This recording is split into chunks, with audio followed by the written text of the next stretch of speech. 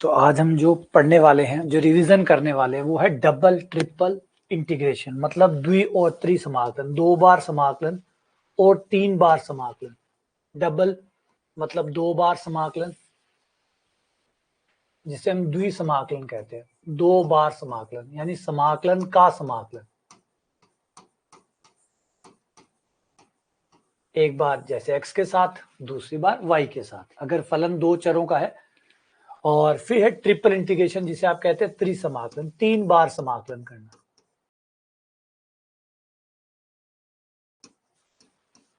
अगर आपका फलन 3 चरों का है तो आप उसका 3 बार समाकलन कर सकते हैं, x के साथ, y के साथ, z के साथ। तो ये हमारा तो द्विसमाकलन त्रिसमाकलन है क्या।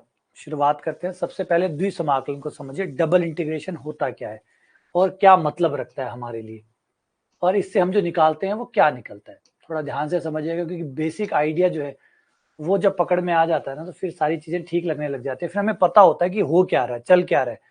वरना तो टॉपिक खत्म होता है और हमें यही नहीं पता होता कि चल क्या रहा है। जैसे वो कहा जाता है ना कि हम पूरी रामायण सुन लेते हैं, फिर बाद में पता चलता है कि अरे राम कौन था। तो ऐसा ना हो जाए, इसलिए पहले कहानी का जो सार है ना, वो समझो कि डबल इंटीग्रेशन एक्चुअली होता क्या है, क्या अर्थ होता है डबल इंटीग्रेशन का, या जिसे आप द्विसमाकलन कहते हैं, उसका अर्थ क्या होता है। मान लीजिए आपके पास कोई फलन है, ध्यान से सुनिएगा, पहले ध्यान से सुनिएगा।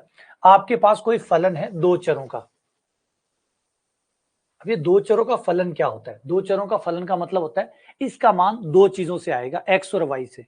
x और y का मान रखोगे तब जाकर इसका मान आएगा। जैसे फॉर एग्जांपल आयतन को ले लीजिए, बेलन का आयतन ले लीजिए। बेलन का आयतन कितना होता है, बेलन का आयतन कितना होता है, पाई आर स्क्वायर एच। तो बेलन का आयतन कब आता है, जब आप त्रिज्या और ऊंचाई का मान देते हैं। जब आर और एच दोनों बताते हैं तब जाके बेलन का आयतन आता है। तो इसे बेलन का जो आयतन है वो 2 चरों का फलन हो गया, 2 चरों का फलन हो गया। तो ऐसे ही एफ एक्स वाई 2 चरों का फलन है, यानी एफ का मान तब आएगा जब आप एक्स और वाई का मान रखेंगे। यानी सबसे पहले आपको एक्स और वाई के मान रखने होंगे। तो एक्स और वाई का मान आप कहीं से तो लोगे, जहां से आप एक्स और वाई के मान रखोगे। ये हो गया आपका प्रांत। ये जो नीचे आपको दिखाई दे रहा है, ये आपका प्रांत है। प्रांत मतलब वहां जहां से आप एक्स और वाई का मान ले रहे हैं, जहां से आप एक्स और वाई का मान ले रहे हैं, ये आपका प्रांत हो गया, जो आपको एक्स और वाई का मान देगा। ये एक्स और वाई का मान देने के बाद फलन का मान आएगा, ये फलन का मान है। हर बिंदु पे क्या होगा, पहले एक्स और वाई आप चूज करेंगे। सपोज करो आप एक्स 1 ले लिया, वाई 2 ले लिया। एक्स का मान 1, वाई का मान 2 लेने के बाद फिर आपका बनता है फलन का मान, तब जाके आपका बनता है फलन का मान। एग्जांपल लीजिए, मान लो एफ एक्स कोमा वाई बराबर है x square plus y square. तो सबसे पहले क्या होगा, आपको एक एक्स का मान रखना होगा, एक एक्स का मान लेंगे, एक वाई का मान लेंगे। एक्स और वाई का मान लेने के बाद आपका मान आएगा फलन का मान। तो गौर करिए, 3 चीजें हुई, एक्स का मान, वाई का मान, उसके ऊपर फलन का मान। तो यहां पे भी आप देखें चित्र में, एक्स का मान, वाई का मान, एक्स का मान, वाई का मान से पॉइंट बन गया, और फिर पॉइंट का फलन पे मान आया इतना। एक्स का मान, वाई का मान, फलन का मान, एक्स का मान, वाई का मान, फलन का मान। ठीक है, इस तरीके से आपके फलन का मान तैयार होगा। अब क्या हुआ, अब फिर इसमें डबल इंटीग्रेशन क्या करने वाला है, डबल इंटीग्रेशन करने वाला है कि इस जमीन के ऊपर अब बिल्डिंगें खड़ी होंगी, क्योंकि ये बिल्डिंग, ये जो जमीन है, ये आपको एक्स और वाई का मान देगी, और एक्स और वाई पे फलन का मान आएगा। यानी यूं समझिए कि इस प्लॉट के ऊपर अब बिल्डिंगें खड़ी होने वाली है। ये बिल्डिंगें खड़ी होगी, अब बिल्डिंगें खड़ी होगी तो ये शहर बन गया इस जगह पे। ये जो शहर बना है, इसका आयतन कितना है, ये आपको डबल इंटीग्रेशन निकाल के देता है। ये जो आयतन है, ये जो आयतन बनेगा इस प्लॉट के ऊपर, ये जो बिल्डिंगें खड़ी होंगी, इसके बाद जो आयतन बनेगा, उन सारी बिल्डिंगों में अगर कुछ भरा जाए तो कितना भरा जा सकता है, ये जो आयतन है, ये आपको डबल इंटीग्रेशन देता है। डबल इंटीग्रेशन आपको आयतन देता है, आयतन।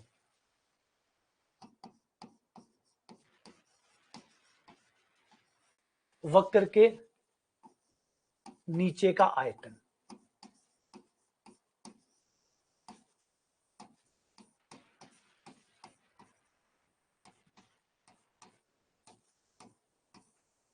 वक्र के नीचे का आयतन,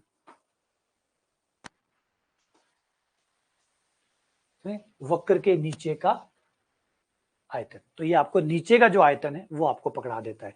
ये जो टोटल जो वक्र है, वक्र पूरा जो जमीन थी, जो प्लॉट था, उसके ऊपर जो आपने इमारतें खड़ी की, उन इमारतों ने कितना आयतन बनाया, वो आपको ये निकाल के देता है। ठीक है, लेकिन यदि फलन ना हो तो, अगर फलन ना हो तो मतलब अगर बिल्डिंगें ना ही खड़ी करें तो, बिल्डिंगें हटा दें तो क्या होगा, सिर्फ जमीन जमीन बचेगी, सिर्फ प्लॉट प्लॉट बचेगा। उस समय ये आपको क्षेत्रफल देगा, उस समय ये आपको क्षेत्रफल देगा।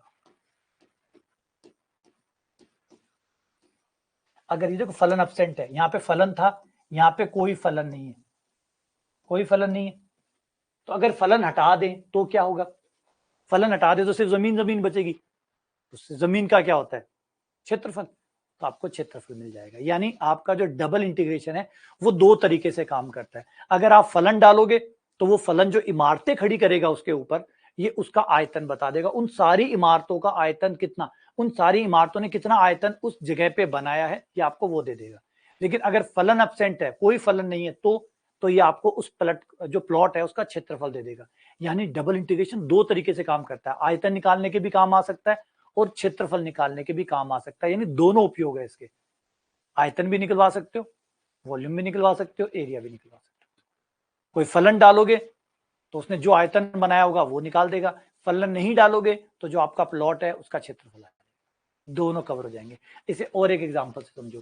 फॉर एग्जांपल एक मकान को देखिए, एक मकान जो होता है वो किसी प्लॉट पे बना हुआ होता है, ये प्लॉट हो गया इसका नीचे का, ये प्लॉट हो गया, इसे कहते हैं एस, हम नॉर्मल बोलते हैं सरफेस, सरफेस यानी पृष्ठ, जहां पर ये मकान बना हुआ है, इसकी बाउंड्री देखोगे, ये बाउंड्री होगी, तो ये जो नीचे जिसके बना हुआ है, जिसके नीचे बना हुआ है वो आपका हो गया पृष्ठ एस, सरफेस, जिसके ऊपर ये बना। अब इसके ऊपर बिल्डिंग खड़ी हुई, ये फलन है, ये जो छत है ये फलन है, ये आपका एफ एक्स वाई है, नीचे जो जमीन है वो एक्स कोमा वाई है, वो आपको बिंदु दे रही है और उसके ऊपर बिल्डिंग खड़ी हो रही है। ये जो फलन है ये ऊपर फलन है, और समाकलन, डबल समाकलन क्या करेगा, इस घर का आयतन पकड़ा देगा कि इसका आयतन कितना है। अगर आपने जमीन दे दी, सरफेस बता दिया, ऊपर छत बता दी, तो डबल इंटीग्रेशन को जोड़ ही क्या आना है, खाली जोड़ ही तो निकालना है, वो निकाल के बता देगा कि घर का आयतन कितना है। ये काम डबल इंटीग्रेशन करता है। अब सपोज करो घर ना हो तो फिर क्या करेगा, फिर आपका जो खाली प्लॉट है उसका जो क्षेत्रफल है ये आपको वो दे देगा। तो यानी ये आपको आयतन भी दे सकता है, ये आपको क्षेत्रफल भी दे सकता है। अगर आप फलन नहीं देंगे तो ये आपको सिर्फ क्षेत्रफल दे देगा, फलन दोगे तो उसके ऊपर जो आपने मकान खड़ा किया है उस मकान का आयतन दे देगा। तो बिना फलन के ये क्षेत्रफल देता है, और फलन के साथ उस फलन ने जो भी उसके ऊपर खड़ा किया, उस प्लॉट के ऊपर जो भी खड़ा किया है, ये उसका आयतन आपको पकड़ा देता है। अब उसके ऊपर आपने जो घर बनाया है या जो शहर बसाया है उस शहर का क्षेत्रफल आपको दे देगा। क्लियर है, बात समझ में आई कि क्या करता है ये। तो ये है आपका प्लॉट,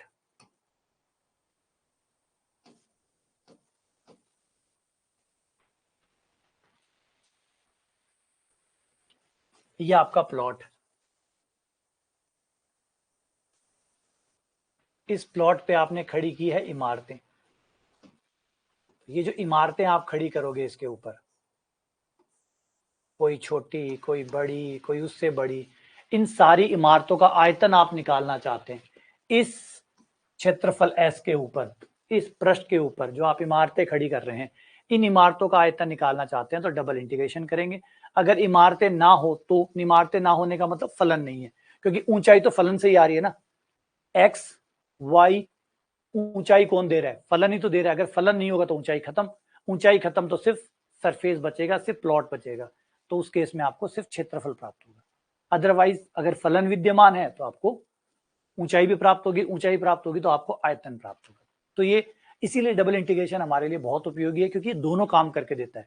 आप इसे क्षेत्रफल भी निकलवा सकते हैं और आप इससे आयतन भी ज्ञात करवा सकते हैं। अब काम कैसे करता है आ जाओ। तो फिलहाल हमें समाकलन करना होता है, पहला समाकलन फिर दूसरा समाकलन, जैसे ये रहा। अब इसका हमें समाकलन करना है, तो ये हो गया हमारा फर्स्ट, पहला समाकलन हम यहां से शुरू करते हैं। नंबर 1 ये करेंगे, नंबर 2 ये करेंगे। पहला समाकलन हम y के साथ करेंगे, दूसरा समाकलन हम x के साथ करेंगे। यहां से स्टार्ट करते हैं, ये फर्स्ट फिर ये सेकंड। अभी इसका नियम भी बताऊंगा कि फर्स्ट सेकंड कैसे चूज करते हैं। नॉर्मली तो आप यही याद रखिए, बेसिक नियम तो यही होता है, ये फर्स्ट होता है और ये सेकंड होता है। तो पहला समाकलन आपको y के साथ करना है, और ये जो पहली लिमिट है ये y की लिमिट है। ये पहली लिमिट, क्योंकि पहला समाकलन आप y के साथ कर रहे हैं, ये पहली लिमिट है जो कि y की लिमिट है, y बराबर 0 से लेकर y बराबर 2 तक। ये दूसरी लिमिट है जो आपकी x की लिमिट होगी, क्योंकि एक समाकलन y का है दूसरा x का है, ये x की लिमिट होगी, x बराबर 0 से लेकर x बराबर 1 तक। पहले y के साथ करिए, पहले y के साथ पूरा करिए। तो y के सापेक्ष समाकलन, x को नियतांक समझिए, y के सापेक्ष समाकलन। तो y के सापेक्ष समाकलन करेंगे तो x बाहर y dy का y प्लस फिर y का y स्क्वायर बटा 2। अब y की लिमिट रख दो, y के साथ समाकलन हो गया, y की लिमिट है 0 से लेकर 2 तक, 0 से लेकर 2 तक। अभी x का इंटीग्रेशन बाकी है, वो भी करेंगे। अभी y को निपटाया है, ये हो गया आपका x वाला समाकलन जो कि 0 से लेकर 1 तक है।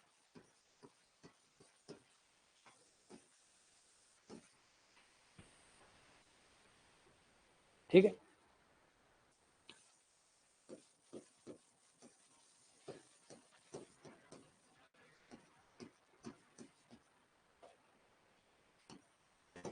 x y की upper limit 2, lower limit 0, 2 minus 0, 1/2, 2 का स्क्वायर 4 माइनस 0 और dx।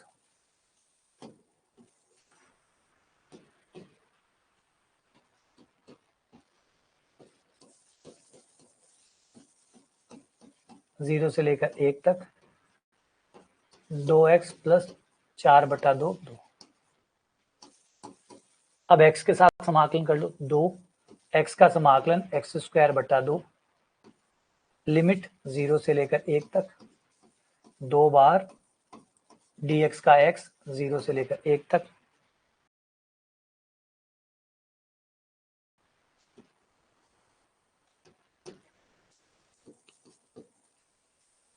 दो से 2 कैंसिल, 1 माइनस 0 प्लस 2, 1 माइनस 0,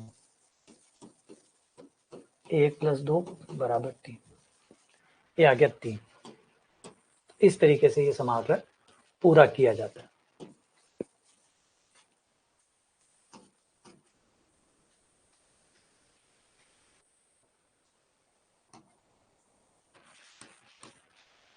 पहले y के साथ कर लिया, उस समय x नियतांक रहेगा, ये याद रखें। जब आप y के साथ कर रहे हो तो आपका x नियतांक है, y के साथ कर रहे हो तो x नियतांक है, और जब x के साथ करोगे तो y नियतांक होगा। ठीक है ना, आ जाओ ऐसे इसी को देखते हैं, सेकंड वाले को। इसमें थोड़ा सा क्रम अलग है, ये देखो, पहले ही x के साथ करवा रहा है नंबर 1, फिर ये y के साथ करवा रहा है नंबर 2।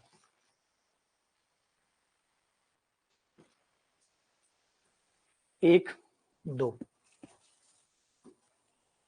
ये हमारे x की लिमिट, y की लिमिट है, ये x की लिमिट है, क्योंकि देखो ये x के साथ फिर y के साथ है, तो पहले x के साथ करना है, पहले x के साथ करना है, मतलब ये x की लिमिट है,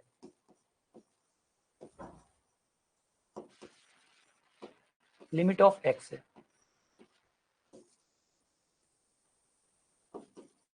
ये लिमिट ऑफ y है, क्योंकि पहले x के साथ कर रहे हो ना, तो पहला समाकलन x का होगा, यानी पहली लिमिट x की होगी, दूसरा y का है तो दूसरी लिमिट y वाली होगी। अब हम यहाँ पे, ये हमारी लिमिट होगी किसकी, y की,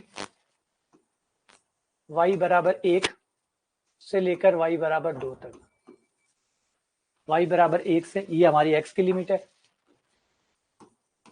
x बराबर 0 से लेकर x बराबर 1/2 तक, y dy और dx। पहला x के साथ कर लो, तो पहला x के साथ करेंगे तो दूसरे पहले वाला समाकलन करो, सिर्फ दूसरे को छोड़ दो एक बार। y वाले समाकलन को छोड़ दिया, सिर्फ x वाले को करो। अब x वाले को कर रहे हो तो y तो नियतांक है, y बाहर आ जाएगा। y नियतांक है, y बाहर आ जाएगा। y बाहर आ गया। समाकलन किसका हुआ? dx का। dx का समाकलन हुआ x। x की लिमिट है 0 से लेकर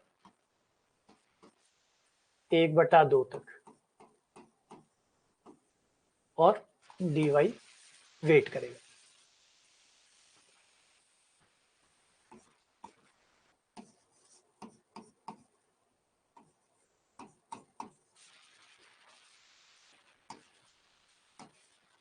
(1/2 - 0 और dy 1/2 बाहर, y का हो गया y²/2।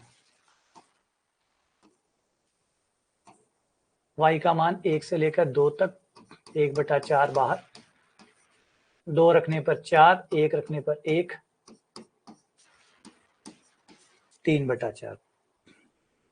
पहले एक बार क्रॉस चेक कर लो। 0 से 1/2 तक y dx 1/2 बाहर आ गया, y²/2 हो गया, 4 - 1 3/4। ठीक है, यही है। करेक्शन तो नहीं है ना कुछ? ये तो ऑप्शन में ऐसा कुछ है नहीं, तो नन ऑफ दिस। देख लो कोई गलती है, कोई कैलकुलेशन में गलती है तो ठीक है, नहीं है तो फिर सही है। 3/4 यार है, ठीक है। अच्छा, एक चीज आप लोगों ने भी नोट की होगी कि इनको जब हम समाकलन करते हैं तो एक समाकलन कर रहे हैं, दूसरा समाकलन साथ में चल रहा होता है, तो थोड़ी उलझाहट होती है। तो आप एक काम कर सकते हो, दो समाकलन को 2 बार कर लो। पहले एक समाकलन कर लो, भूल जाओ दूसरे वाले को, पहले एक कर लो, फिर जो उत्तर आए उसको दूसरी बार कर लो। ये वाला जो तरीका है ये थोड़ा ठीक रहता है, वरना क्या होता है, ये ट्रिपल समाकलन में जाएंगे तो 3 चीजें एक साथ आ जाएंगी। अब 3 चीजें एक साथ आ जाएगी तो फिर वो एक का कर रहे हैं, 2 को जबरदस्ती लिख रहे हैं, 2 को साथ में जबरदस्ती लिखना पड़ रहा है बार बार, जबकि उनकी बारी आई नहीं है। तो एक काम करो ना, जिनकी बारी नहीं है उनको बाहर बिठा दो। तो भैया तुम लोग एक काम करो, बाहर रुको, जिसका समाकलन हो रहा है तुम अंदर आ जाओ, तुम समाकलन करवाओ, फिर जब उसका हो जाए फिर दूसरे वाले को कॉल कर लो, फिर उसका हो जाए फिर तीसरे वाले को कॉल कर लो। तो ये करने से क्या होता है फायदा? अब देखो, समाकलन किसका कर रहे थे? एक्स के साथ कर रहे थे, ये वाई को जबरदस्ती साथ साथ में लिए घसीट रहे थे, ये साथ साथ में चल रहा था। तो ये फालतू का एक्स्ट्रा लिखना हो गया, ये फालतू एक्स्ट्रा लिखना हो गया। तो बेहतर है कि हम एक काम करें, एक बार में एक को करें, उसका उत्तर आए फिर उसको दोबारा करें, इस तरीके से चलने दें। जैसे इसी क्वेश्चन को देखो कि अगर हम ये तरीका अपनाएं, पहले किसके साथ करना है? एक्स के साथ करना है, तो सिर्फ एक्स वाले समाकलन को समाकलन करो, एक्स के सापेक्ष समाकलन, दूसरे वाले को भूल जाओ। एक्स के सापेक्ष समाकलन y dx, x बराबर 0 से लेकर x बराबर 1/2, जिससे हमें कम लिखना पड़ेगा और ध्यान भी रहेगा कि हम कर क्या रहे हैं, वरना ये मिक्स कर देगा, थोड़ा गड़बड़ हो जाता है। ठीक है ना? तो यहाँ पे y आपका बाहर आ जाएगा क्योंकि y नियतांक है, क्योंकि आप x के साथ कर रहे हैं तो y बाहर आ गया, dx का x हो गया, x बराबर 0 से लेकर 1/2 तक।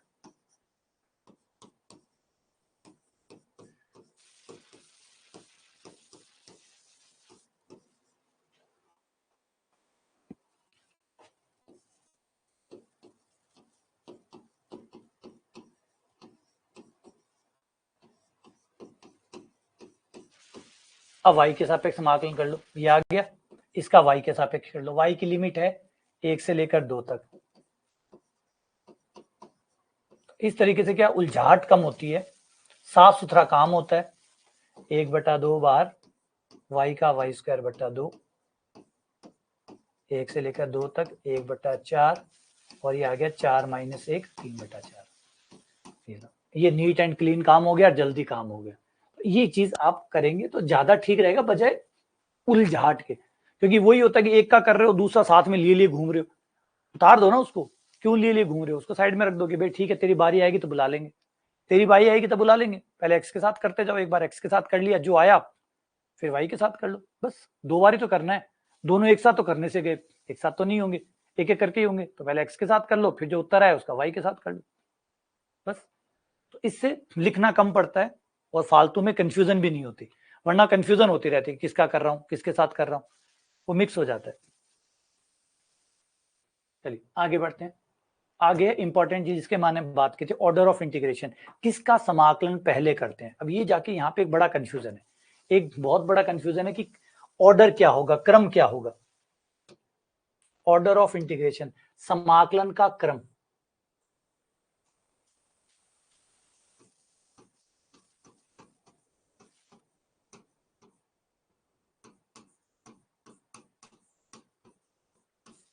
कई चीजें ऐसी है जो राइटर्स के ऊपर छोड़ी हुई है, स्टैंडर्डाइज नहीं कराए। स्टैंडर्डाइज का मतलब होता है कि सारी चीजें दुनिया में एक जैसे चले, जैसे साइन थीटा है, अब रशिया में आप जाइए वो साइन थीटा है, आप इटली में जाइए साइन थीटा है, आप फ्रांस में जाइए साइन थीटा है, आप भारत में आइए साइन थीटा है। तो कई चीजें ऐसी है जिनको गणित में हमने स्टैंडर्डाइज कर दिया और सब लेखकों ने उसको अपना लिया कि हाँ भाई साइन थीटा ही बोलेंगे।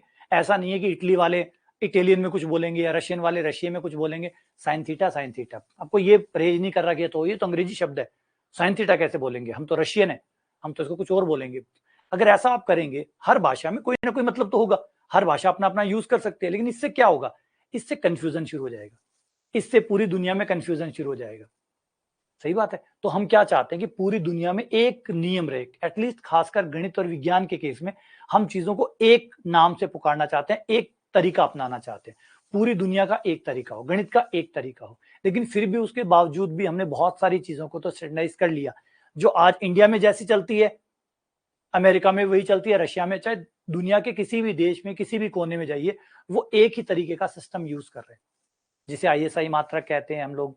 ये सारे मात्रक बनाने के पीछे कारण यही था कि कोई बंदा यहां से अगर अमेरिका जाए या रशिया जाए या यूक्रेन जाए, किसी और देश में जाए, उसे वहां जाकर ये ना हो कि आज मैं घर से चला था तो साइन थीटा था, रशिया पहुंचा पता चला साइन थीटा तो यहाँ होता ही नहीं है, यहाँ तो कुछ और ही होता है।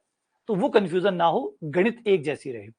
लेकिन फिर भी उसके बावजूद भी इतनी सारी चीजों को स्टैंडर्डाइज करने के बाद भी कुछ चीजें अभी भी कंफ्यूजन है, जैसे order of integration. Order of integration को लेकर अभी भी कंफ्यूजन है कि भैया पहले किसे मानना है, इसे मानना है, इसे मानना है। अब ये अभी भी फ्री चल रहा है, अभी भी लोग अपने अपने हिसाब से जिसके मन में जो आता है वो चला देता है कि पहले किसको मानना है, दूसरा किसको मानना है। आप एक ही किताब पढ़ रहे हैं, चलिए दो किताबों में तो फिर भी वेरिएशन हो सकता है, एक ही किताब में राइटर कभी एक्स के साथ कर रहा है, कभी वाई के साथ कर रहा है, पहले वाई के साथ कर रहा है, कभी एक्स के साथ कर रहा है, एक एग्जाम्पल में यहां से शुरू कर रहा है, एक एग्जाम्पल में यहां से शुरू कर रहा है। ये बड़ी कंफ्यूजन है। तो इसको हम क्लियर करने के लिए दो रूल यूज करेंगे, रूल 1 रूल 2। रूल 1 होता है कि भाई सबसे पहला ये होता है कि आप छोड़ो, आप समाकलन की लिमिट को देखिए। ये जो समाकलन की लिमिट है, ये जो है वो पहला है और वो दूसरा है, आप इनको भूल जाइए, इनको देखिए। जैसे अब ये लिमिट y में लिखी हुई है, लिमिट y में लिखी हुई है, इसका मतलब पहला समाकलन y के सापेक्ष होगा, और दूसरी लिमिट x में लिखी हुई है, मतलब दूसरा समाकलन x के रूप में होगा। आप लिमिट को देखिए, पहली प्राथमिकता है लिमिट, क्योंकि लिमिट गलत नहीं हो सकती, लिमिट गलत नहीं हो सकती। लिमिट कह रही है वो समाकलन तो आपको पहले करना ही पड़ेगा, वो समाकलन तो आपको पहले ही करना पड़ेगा। जैसे y है, y की लिमिट दी हुई है, तो y की लिमिट दी हुई है मतलब ये y का समाकलन है, तो पहला समाकलन y का ही होगा, दूसरा समाकलन x का ही होगा। तो लिमिट झूठ नहीं बोलती। तो पहला चुनाव करने का तरीका है लिमिट। लिमिट को देखिए, लिमिट आपको बता देगी कि पहला समाकलन किसका है, दूसरा समाकलन किसका है। लिमिट गलत नहीं कह सकती है। लिमिट अगर सपोज करो y की लिमिट दी हुई है तो समाकलन x के सापेक्ष तो नहीं हो सकता। अगर लिमिट ही y में दी हुई है तो समाकलन x के सापेक्ष कैसे हो सकता है। तो जो लिमिट बोल रही है वो सच है, लिमिट झूठ नहीं बोलती। तो पहला तरीका पकड़ो लिमिट को। कोई भी चाहे दुनिया का राइटर कोई भी हो, लिमिट तो वही डालेगा ना जिसके सापेक्ष समाकलन करेगा, लिमिट तो वही डालेगा ना जिसके सापेक्ष समाकलन करेगा। तो लिमिट में तो वो झूठ नहीं बोल सकता। यहाँ तो हो सकता है कि कोई dx dy यूज करता हो, कोई dy dx यूज करता हो, कोई इसको ऐसे मानता हो, कोई इसको ऐसे मानता हो। वो तो राइटर पे डिपेंड कर सकता है। कोई राइटर कहेगा मैं तो ये मानूंगा कि पहले ये है फिर ये, कोई कहेगा नहीं मैं तो नहीं मानता, मैं तो ये मानूंगा कि ये पहले है ये बाद में। अपनी अपनी मर्जी का है। लेकिन लिमिट तो आप अपनी मर्जी से नहीं लगा सकते ना। लिमिट जो भी लगाओगे वो उसी का समाकलन होगा। y की लिमिट लगाई है मतलब y का समाकलन है, x की लिमिट लगाई है मतलब x का समाकलन है, बात ही खत्म। तो पहला रूल हमेशा लिमिट को देखिए, लिमिट किसकी है वो समाकलन उस हिसाब से आपको करना है। एक नंबर 2, दूसरी चीज पे आते हैं। कई बार क्या होता है लिमिट दी हुई नहीं होती, कई बार ये लोग लिमिट नहीं देते, ये समाकलन इस तरीके का दे देते हैं 1 से लेकर 3 तक, 0 से लेकर 2 तक। अब क्या करोगे, अभी हमने रूल नंबर 1 बनाया कि भाई लिमिट देख के पता कर लो कि किसका समाकलन पहले करना है, किसका बाद में करना है। लेकिन ये कई बार ऐसा करते हैं कि लिमिट देते ही नहीं है, वाई एक्स भी नहीं देते, सीधा ही देते थे 0 से लेकर 3 तक, 1 से लेकर 8 तक। अब खुद ढूंढो। इस केस में क्या करोगे, यहां तो पता ही नहीं चल रहा कौन वाई है कौन एक्स है। तो फिर उस केस में हम क्या करेंगे, ये तय करेंगे कि यहां से शुरू करेंगे, हम इधर से शुरू करेंगे, राइट टू लेफ्ट। ये फर्स्ट, ये सेकंड, ये फर्स्ट, ये सेकंड। ठीक है, ये रूल रहेगा। पहला रूल तो रहेगा लिमिट, फर्स्ट रूल, क्योंकि लिमिट मैंने पहले कहते चाहे रशिया हो, चाहे अमेरिका हो, और चाहे कोई भी दुनिया का राइटर हो, लिमिट जिसमें लगाएगा उसमें समाकलन करना पड़ेगा। लिमिट अगर वाई की लगा रहा है तो समाकलन वाई के सापेक्ष ही है, लिमिट एक्स की लगा रहा है तो एक्स के सापेक्ष है, इसमें कोई भेद नहीं हो सकता। भाई आप वाई का मान रख रहे हो तो इसका मतलब वाई के सापेक्ष समाकलन कर रहे हो, एक्स की लिमिट यूज कर रहे हो मतलब एक्स के सापेक्ष समाकलन कर रहे हो, इसमें कोई भेद नहीं हो सकता, चाहे दुनिया का कोई भी साइंटिस्ट हो, कोई भी गणितज्ञ हो। तो ये रूल नंबर 1 है पहचानने का, ये काम करता है। फर्स्ट इसे यूज करो। ये काम करने, ये भी कई बार काम नहीं करता, जैसे मैंने बताया कि कई बार लिमिट वाई और एक्स में लिखता ही नहीं है, सीधी लिमिट लिखता है 2 से लेकर 4 तक, 4 से लेकर 5 तक। अब क्या करोगे, तो फिर उस केस में हम ये करेंगे कि हम इधर से काउंट करेंगे, हम इधर से ही रखेंगे, ये फर्स्ट, ये सेकेंड। ठीक है, तो ये 2 रूल है हमारे समाकलन के क्रम को पता करने का। चलो आ जाओ सवाल करते हैं। अब जैसे यहां देखो, ये आपकी लिमिट होगी, ये पहले लिमिट को प्राथमिकता देनी है, लिमिट को सबसे पहले प्राथमिकता देनी है, क्योंकि लिमिट झूठ नहीं कहती, लिमिट झूठ नहीं बोलती। अब ये देखो, ये लिमिट 0 से लेकर 1 माइनस एक्स तक जा रही है, यानी ये वाई की लिमिट है, क्योंकि एक्स की लिमिट एक्स में तो नहीं आ सकती ना, एक्स में आ रही है, एक्स में आ रही है तो ये किसकी लिमिट है, किसी की लिमिट अगर एक्स में आ रही है इसका मतलब वाई की लिमिट है, क्योंकि वाई की लिमिट वाई में तो नहीं आ सकती, वाई की लिमिट एक्स में आ सकती है, तो ये वाई की लिमिट है, वाई बराबर 0 से लेकर y बराबर 1 माइनस एक्स तक, यानी ये y की लिमिट है। y की लिमिट है तो पहला समाकलन y का है और दूसरा समाकलन आपका x का है, क्योंकि एक y का तो दूसरा x का होना ही है, ये x का हो गया। और वैसे ऑर्डर भी मैच कर रहा है, यही है, पहले y के साथ करना है फिर x के साथ करना है। ठीक है, लेकिन अगर दोनों में कंफ्यूजन हो जाए, दोनों में टकराव हो जाए, दोनों में टकराव हो जाए, तो आपको पहले लिमिट को प्राथमिकता देनी है, लिमिट को फर्स्ट देना है, प्राथमिकता लिमिट फर्स्ट रहेगी। ये चीज आप अगर नवकार की बुक पढ़ेंगे गोखरू की, तो आपको दिखेगा कि गोखरू साहब ने एक पेज के ऊपर तो इसका पहले किया, इसका बाद में किया। ऐसे एग्जाम्पल नंबर 3 पे पहुंचेंगे, एक्स का पहले कर रहे हैं, वाई का बाद में कर रहे हैं। बोले यार एक ही किताब के अंदर एग्जाम्पल नंबर 1 में कुछ चल रहा था, एग्जाम्पल नंबर 3 में कुछ चल रहा था। अच्छा, इसका चलने का कारण क्या है, जो मैंने बताया कि ये स्टैंडर्डाइज नहीं हुआ है कि भैया किसको सही माना जाएगा। तो जो राइटर अपने अपने हिसाब से अपनी मर्जी से जो लिखता है, जो करता है, वो ठीक है, ये दिक्कत है। और जो चीज स्टैंडर्डाइज नहीं होती वो फिर कंफ्यूजन तो क्रिएट करती है, वो कंफ्यूजन चल रही है। ठीक है, चलो अब इसमें हम लोग 0 से लेकर 1 माइनस एक्स तक, पहले y के सापेक्ष समाकलन,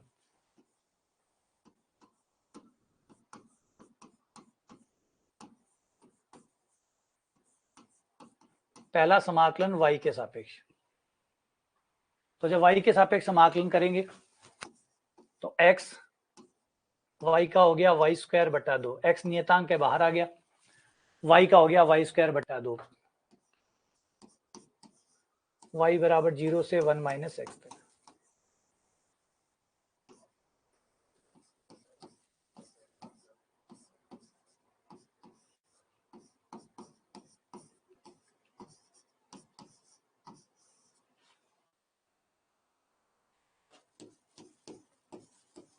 x बटा 2 ब्रैकेट खोल दो, 1 plus x square minus 2x,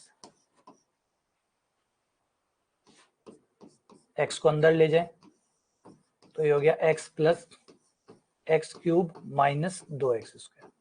ये हमारा समाकलन पहला पूरा हो गया y के सापेक्ष। अब अगला करना है x के सापेक्ष, x के सापेक्ष समाकलन।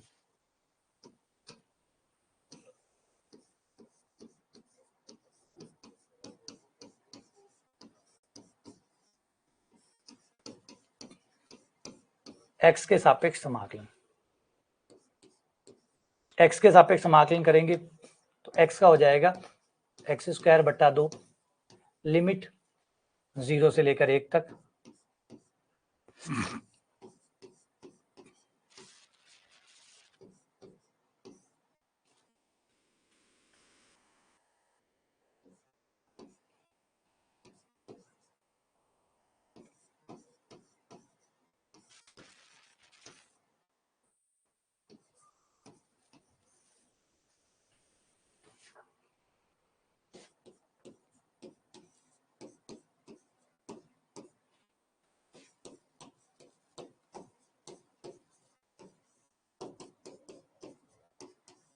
लघुत्तम आया 12, ये 6,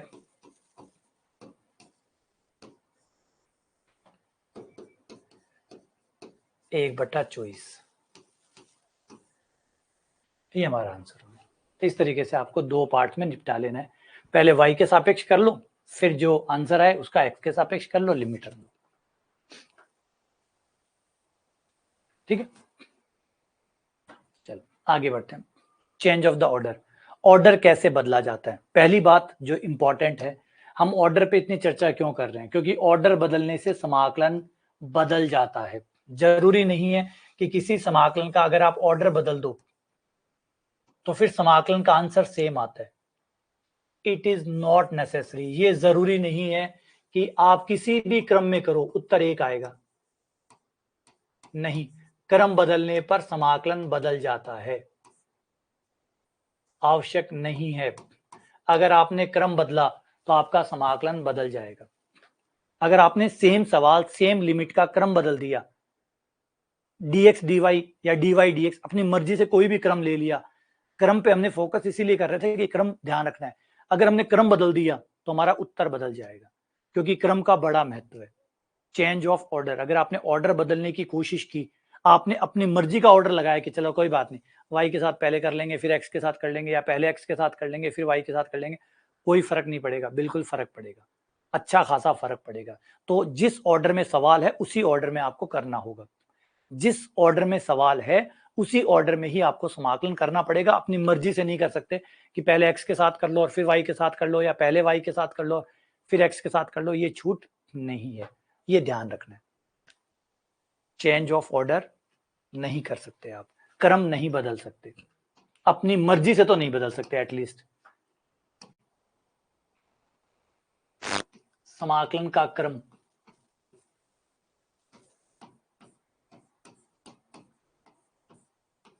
जो आपका समाकलन का क्रम होता है, यहां पे dy पहले था, dx बाद में था, यहां देखोगे dy पहले है, dx बाद में है। तो ऐसा नहीं कि बस ठीक है ये लो इसको आगे पीछे कर दिया, ऐसे नहीं, इतना सा नहीं है कि बस ये लो कर दिया, कर तो दोगे लेकिन फिर पूरा उत्तर बदल जाएगा, पूरा उत्तर बदल जाएगा।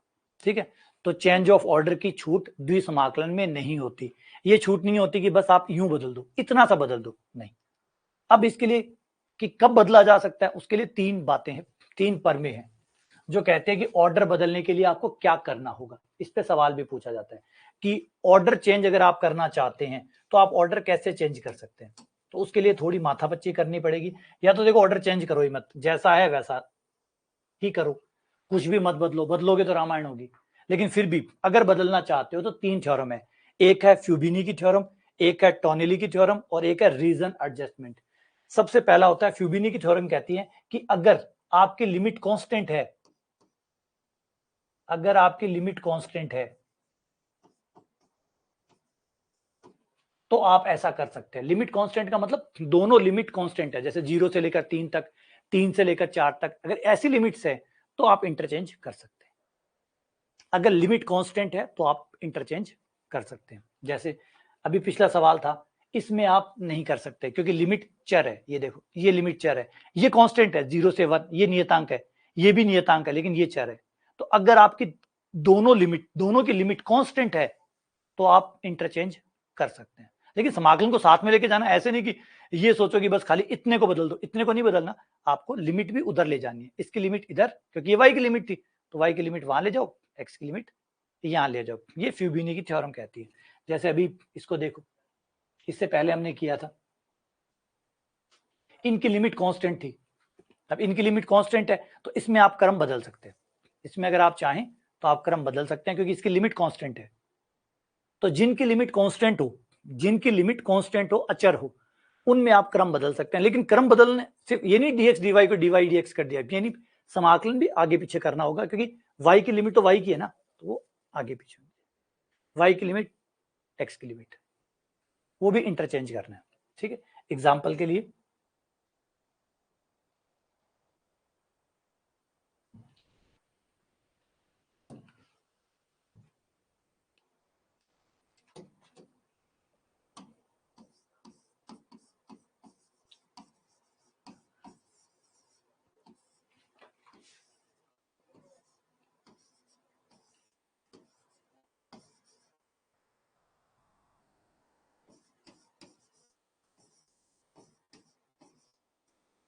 ये मान लो ये है। अगर आप इसकी लिमिट कांस्टेंट है आप चेंज कर सकते हैं, इसकी लिमिट कांस्टेंट है आप इन्हें बदल सकते हैं, जो समाकलन का क्रम है वो बदला जा सकता है। तो ये आपका dy पहले आ जाएगा, dx बाद में आ जाएगा। फलन पे कोई फर्क नहीं पड़ेगा, फलन जो था वो वही रहेगा, समाकलन का क्रम बदल गया। लेकिन अब याद रखें लिमिट भी उसके साथ भेज देना। अब ये x का समाकलन पहले आ गया तो x की लिमिट पहले आ जाएगी, y की लिमिट बाद में आ जाएगी, 0 से लेकर 2 तक और 2 से लेकर 3 तक। ठीक है ना, क्योंकि ये समाकलन अब यहां चला गया और ये समाकलन अब यहां चला गया, क्योंकि आपने क्रम बदला तो समाकलन भी चला गया। ठीक है,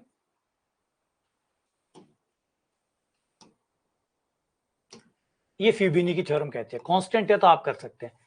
टोनेली की थ्योरम कहती है, सेकंड थ्योरम, वो कहते हैं कि अगर आपका फलन नॉन नेगेटिव है, अगर आपका फलन नॉन नेगेटिव है मतलब उसका मान माइनस का नहीं आ रहा है, तो भी आप क्रम बदल सकते हैं, तो भी आप क्रम बदल सकते हैं। ये दूसरी थ्योरम है, कहते हैं अगर आपका फलन पॉजिटिव है, वो नेगेटिव नहीं है, उसका मान प्लस का आ रहा है, तो आप क्रम बदल सकते हैं। तीसरा है रीजन एडजस्टमेंट।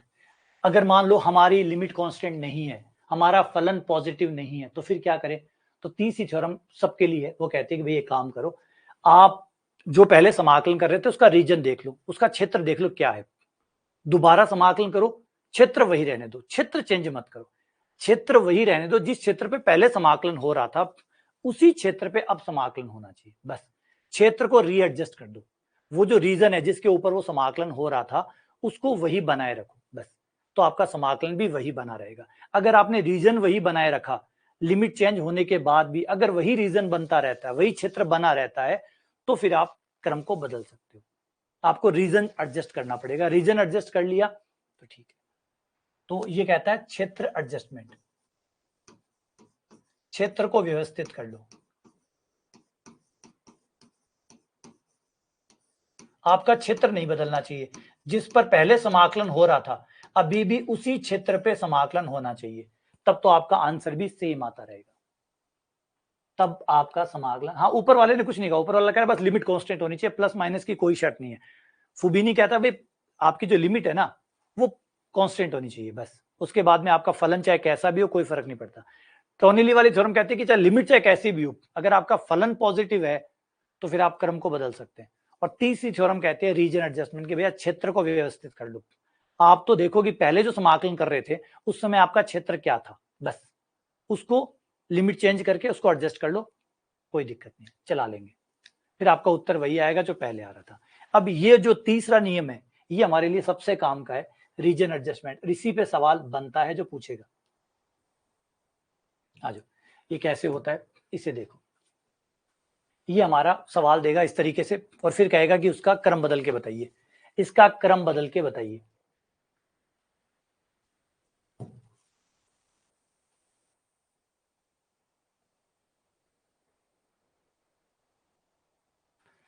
ये आपका सवाल है और इसका कहेगा इसका क्रम बदल दो।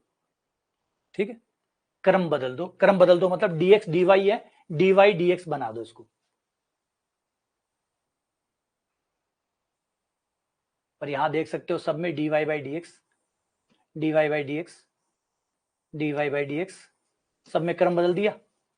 अब क्रम बदलने के लिए हमें क्षेत्र वही रखना पड़ेगा, क्योंकि अभी लास्ट वाले ने कहा कि क्षेत्र वही रहना चाहिए, जो क्षेत्र अभी है वही क्षेत्र रहना चाहिए। अब देखो अभी क्षेत्र कौन सा है, अभी क्षेत्र है y बराबर x से लेकर y बराबर अनंत तक, x बराबर 0 से लेकर x बराबर अनंत तक। अब ये क्षेत्र कौन सा है इसे चित्र में बनाते हैं, y बराबर, ये आपका x, ये हमारा yx, ये है y बराबर x से लेकर y बराबर अनंत तक, ये हो गया y बराबर x,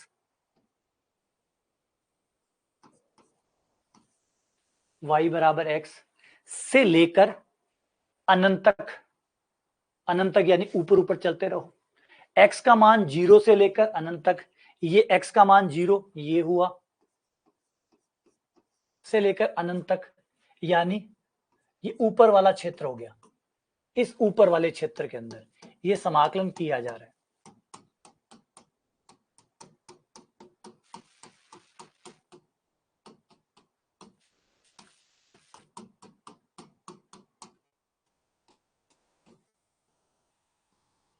ये आपका क्षेत्र है, इस क्षेत्र के ऊपर ये समाकलन किया जा रहा है। अब आपको लिमिट चेंज करनी है, लेकिन क्षेत्र यही रहना चाहिए।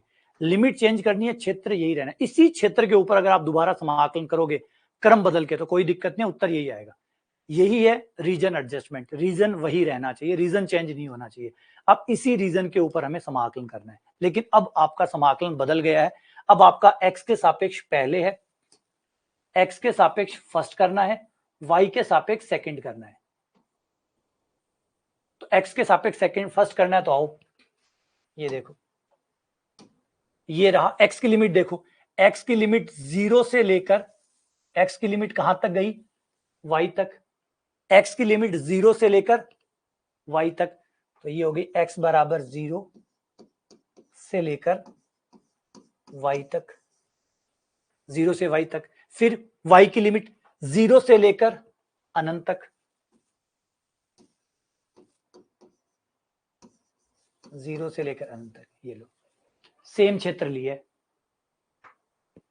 और बाकी सब कुछ f dx dy dx, ये आपका आंसर हो गया। ये समाकलन आपको सेम उत्तर देगा, क्योंकि आप देखें तो दोनों ही केस में हमने एक ही क्षेत्र के ऊपर समाकलन किया, बस क्रम बदला है, बाकी क्षेत्र एक रखा है। तो जब एक ही क्षेत्र पे आप समाकलन करते हैं, वो नहीं बदलते हैं, तो फिर आपका समाकलन भी एक ही आता है, क्योंकि एक क्षेत्र के ऊपर एक ही चीज बनेगी, तो आयतन तो वही आएगा। तो चाहे ऐसे निकालो चाहे वैसे निकालो, तो वो दोनों सेम आते हैं। ये है इसके अंदर।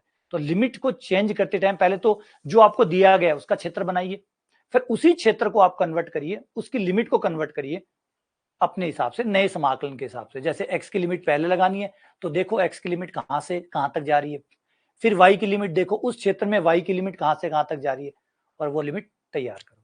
ये आपका आंसर हो गया। तो ये हो गया हमारा x बराबर 0 से x बराबर y तक और 0 से अनंत तक। ये आपका आंसर हो गया।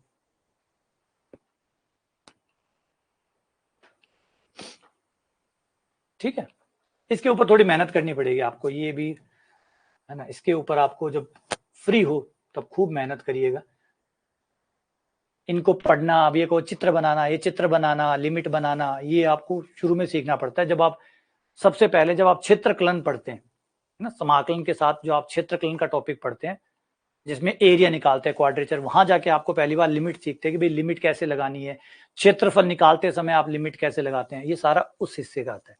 तो पहले वहां से पढ़ो, फिर यहाँ ये काम करेगा। आ जाओ आगे बढ़ते हैं।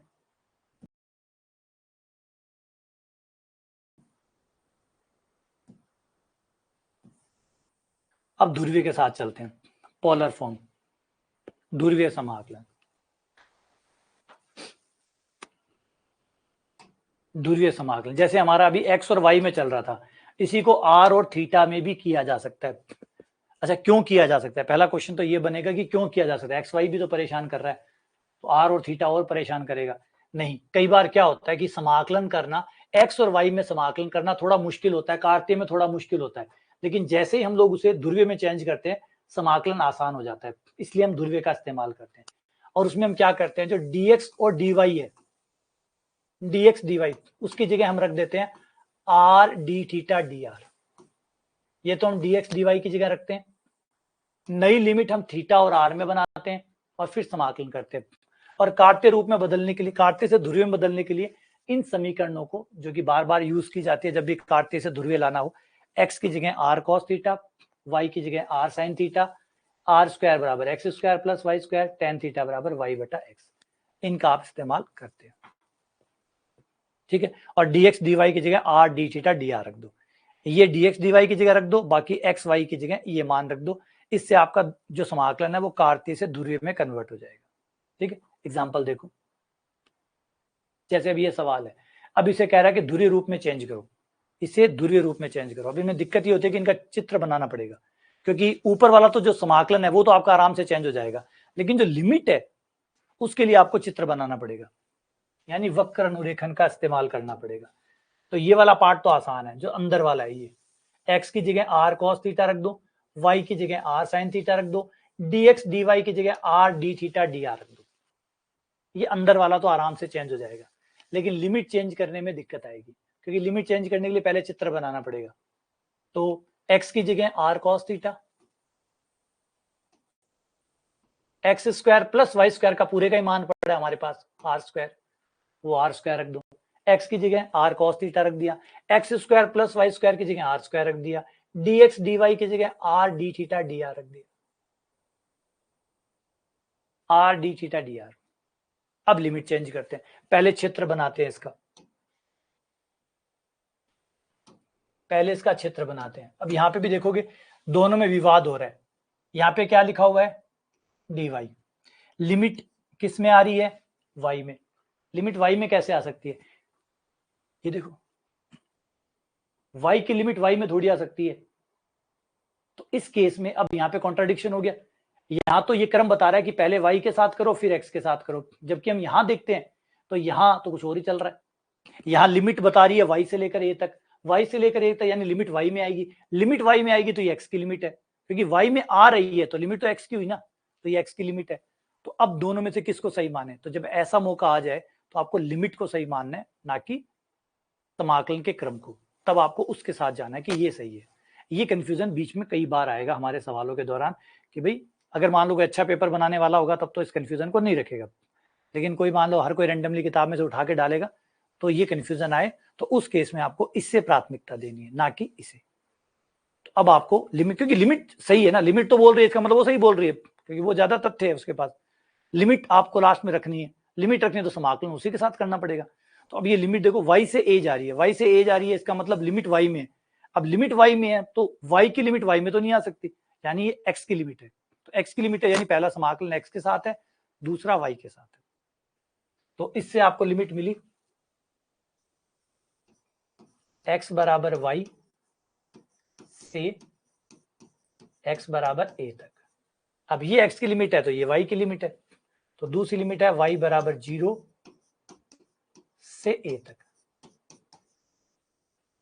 इसका रीजन बना लो,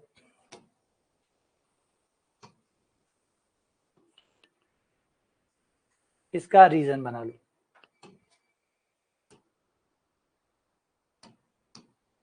x बराबर y से x बराबर a तक, ये रही आपकी लाइन x बराबर y, फिर x बराबर a, ये रही लाइन x बराबर a,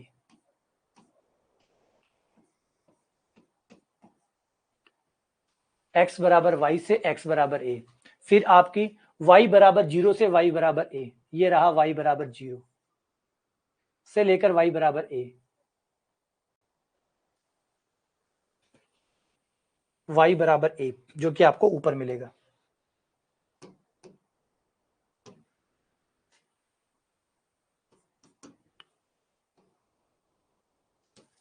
y बराबर a यहां मिलेगा,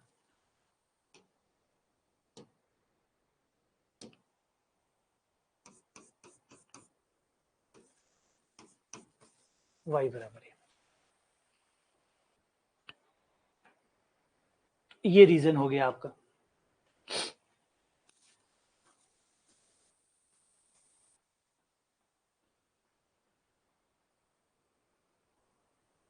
y बराबर 0 से ये हो गया y बराबर a तक, ये वाला क्षेत्र बनेगा।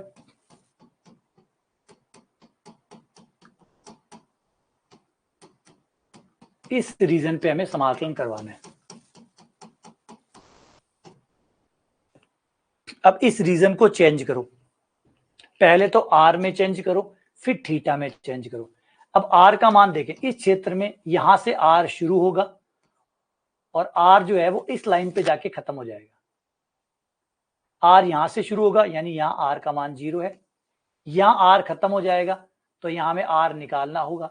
x की जगह आता है r cos theta, r cos theta बराबर a, r बराबर a बटा cos थीटा, 1 बटा cos थीटा बन गया sec थीटा, तो ये हो गया a sec थीटा। तो r का मान हुआ 0 से लेकर a sec थीटा तक, r का मान 0 से लेकर a sec थीटा तक। अब थीटा का मान लो, थीटा कहां से कहां शुरू हुआ, थीटा इस लाइन से शुरू हुआ जो कि 0 डिग्री पे था, 0 डिग्री से लेकर इस लाइन तक गया, ये होगी 45 डिग्री, तो 45 डिग्री तक ये हो गया। तो 0 से लेकर π/4 तक, थीटा 0 से लेकर π/4 तक ये चेंज हो गया। ये आपका r से r और r² कट गया। थीटा का मान 0 से लेकर π/4 तक,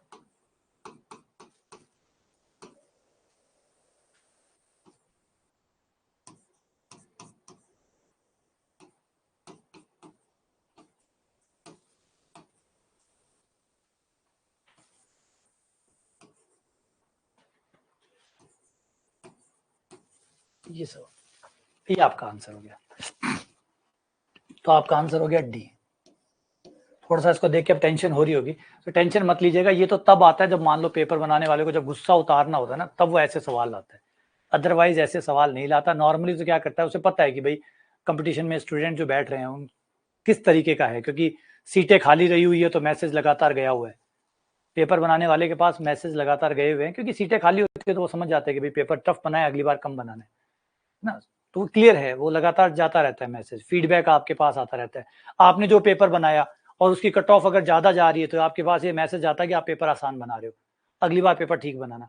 जब कट ऑफ नीचे जा रही होती है तो उनके पास मैसेज आता है कि भाई पेपर आपने टफ बनाया है। तो धीरे धीरे क्या होता है, आप साधने लग जाते हैं, सही लेवल को पेपर बनाने लग जाते हैं। तो इस टाइप का क्वेश्चन बनाना देखिए चांसेस कम है, आते तो हैं, आए हैं, लेकिन उन्हें समझ में आ गया कि ऐसे क्वेश्चनों को बनाने का कोई मतलब नहीं बनता। तो ज्यादातर आपको जो क्वेश्चन मिलते हैं ये वाले मिलते हैं, बेसिक वाले जो हमने शुरुआत में किए थे। इस टाइप के सवाल आपको पुराने पेपरों में मिल जाएंगे, जिसमें डबल समाकलन ही करवा रहा है खाली, कि 2 बार समाकलन कर दो, उत्तर बता दो क्या आएगा, बस।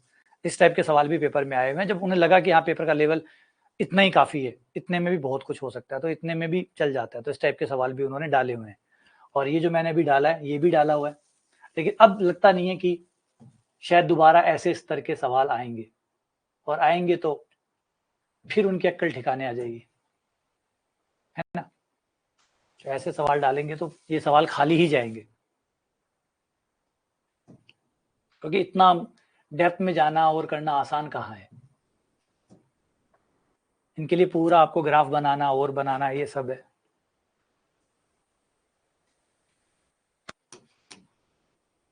आ जाओ आगे सवाल करते हैं। ये है R D theta D R, इनमें से कौन से समाकलन के बराबर है। तो सबसे पहले आपको आर के सापेक्ष करना है, नंबर 1। नंबर 2 थीटा के सापेक्ष। देखो लिमिट भी वैसी है, ये लिमिट रही आर की, है ना, आर की लिमिट है ये आपके थीटा की लिमिट है, तो एकदम सही है। पहले आर के साथ करना है, फिर थीटा के साथ करना है।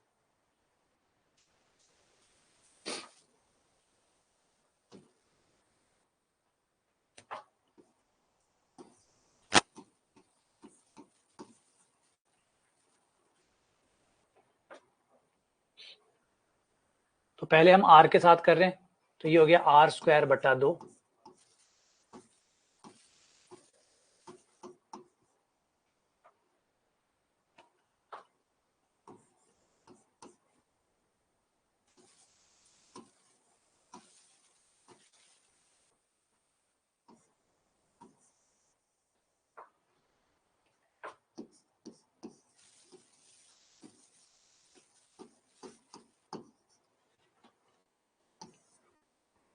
sin² थीटा बटा 2 माइनस 0 रखने पर 0 बटा 2,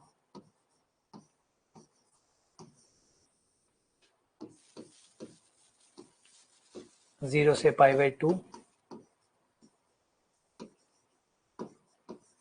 sin² थीटा डी थीटा। अभी अगला समाकलन नहीं करवा रहा तो कोई बात नहीं, मत करवाओ। ये आंसर हो गया 0 से π/2 sin² थीटा डी थीटा।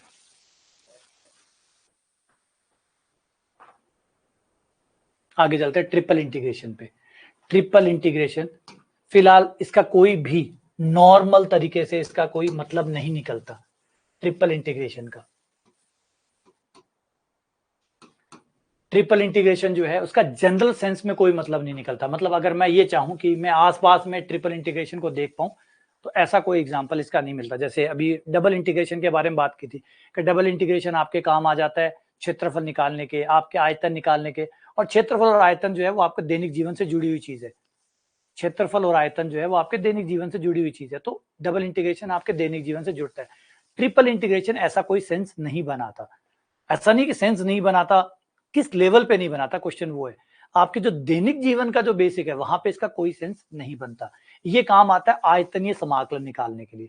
अब आयतनीय समाकलन का क्या मतलब है? मान लीजिए आपके पास कोई प्रकाश निकालने वाला कोई यंत्र है जिसमें से प्रकाश निकल रहा है और आपने उसे एक डब्बे में डाल दिया। अब आप ये देखना चाहते हैं कि डब्बे में से कितना प्रकाश निकलेगा। या एक बल्ब का एग्जांपल ले लीजिए, एक बल्ब के अंदर जो फिलामेंट है उससे प्रकाश निकलता है, तो कितना प्रकाश निकलेगा उस फिलामेंट से, उस ग्लास के अंदर कितना प्रकाश निकलेगा। ऐसी चीजें जो साइंटिफिक है, जिनका कैलकुलेशन साइंस की भाषा में किया जाता है, जैसे गॉस की प्रमेय को देख लीजिए, गॉस डाइवर्जेंस थ्योरम देख लीजिए, ये साइंटिफिक चीजों में काम आता है, ना कि दैनिक जीवन में। तो इसका दैनिक जीवन में उपयोग आपको नहीं दिखेगा, इसका उपयोग दिखेगा जो मैंने बताया कि साइंटिफिक चीजों में। जब आपको आपको चुंबकीय क्षेत्र निकालना हो, आपको विद्युत क्षेत्र निकालना हो, आपको किसी वॉल्यूम के अंदर प्रकाश की तीव्रता निकालनी हो, तो फिर ये इंटीग्रेशन काम आता है। तो ट्रिपल इंटीग्रेशन का वैसे कोई सेंस हमारे दैनिक जीवन के हिसाब से नहीं बनता। करना क्या होता है? 3 समाकलन करने होते हैं आपको। आपका फलन जो है वो 3 चीजों पे निर्भर होता है, 3 चरों का होता है। 1 बाय 1 करके आप समाकलन करते हैं, नंबर 1, नंबर 2, नंबर 3।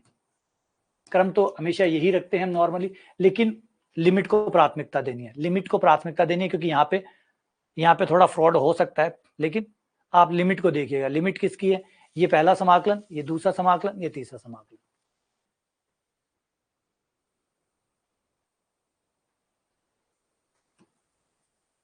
पहले इनको चुनिएगा, फिर इनमें कंफ्यूजन हो तो फिर इनको चुनिएगा। ठीक है, ये आपका ट्रिपल इंटीग्रेशन होगा। बता दिया, दैनिक जीवन में कोई सेंस नहीं है। अगर आप दैनिक जीवन में ढूंढने की कोशिश कर रहे हैं कि भाई क्षेत्रफल निकाल देगा, लंबाई निकाल देगा, ये नहीं निकालेगा। इसका काम है साइंटिफिक स्टडी में, जो साइंस से जुड़े हुए हैं। जैसे गॉस में आप देखेंगे, गॉस में आयतनीय समाकलन आता है, गॉस की डाइवर्जेंस थ्योरम में, गॉस की अपसरण प्रमेय में आयतनीय समाकलन आता है, ट्रिपल इंटीग्रेशन वो यही है। तो ये वहां काम आता है, साइंटिफिक चीजों में ज्यादा काम आता है बजाय दैनिक जीवन की चीजों से। तो कैसे काम करता है? आपको बैक टू बैक 3 समाकलन करने होते हैं। बस बारी बारी से एक एक करके तीनों समाकलन निपटाते जाओ और उत्तर निकालते जाओ और आगे बढ़ते जाओ। जैसे इसमें Z 1, 2, 3, 1, 2, 3, क्योंकि यहाँ पे आप देखेंगे जो है ना 0 to 1, 0 to 1, 0 to 1, 0 to 1, 0 to 1, ये पहला हो गया आपका Z के सापेक्ष, ये लिमिट Z की होगी। Z बराबर 0 से लेकर Z बराबर 1 तक। दूसरा Y के सापेक्ष है तो ये Y की लिमिट होगी, Y बराबर 0 से लेकर 1 तक। तीसरी लिमिट आपकी X की होगी, X बराबर 0 से लेकर 1 तक।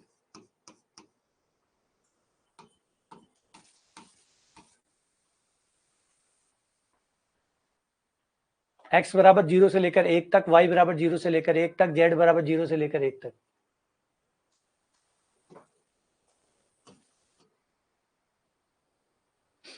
तो पहले Z के सापेक्ष,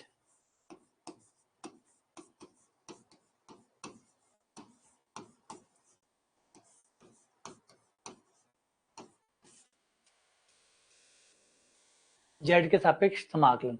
तो Z के सापेक्ष समाकलन करोगे, E का समाकलन तो E होता है, E का E हो गया। फिर ये X plus y plus Z हो गया, है ना। E का समाकलन, E का समाकलन तो यही होगा, तो ये हो गया E की power X plus y plus Z। Z का मान 0 से लेकर 1 तक हो गया E की power X plus y, Z का मान 1 रखने पर E की power X plus y, Z का मान 0 रखने पर। अच्छा, थोड़ी सी कंफ्यूजन हो सकती है यहाँ पे समाकलन को लेके, तो एक काम करो कि लगा ये कैसे हो गया, तो एक काम करो E की power X plus y into e की पावर जेड कर दो, ई की पावर एक्स प्लस वाई बाहर आ जाएगा, है ना। यहाँ पे समाकलन को लेकर थोड़ी कंफ्यूजन हो सकती है कि समाकलन ऐसे कैसे हो गया। तो एक काम करो, ई की पावर एक्स प्लस वाई बाहर आ गया, क्योंकि ये एक्स और वाई में आप समाकलन जेड के साथ कर रहे हैं, तो सिर्फ जेड वाला पद अंदर रहेगा, और ई की पावर जेड का समाकलन क्या हो जाएगा, ई की पावर जेड, और जेड का मान। अब ठीक है, ऐसे कर लो ताकि कोई कंफ्यूजन ना रहे।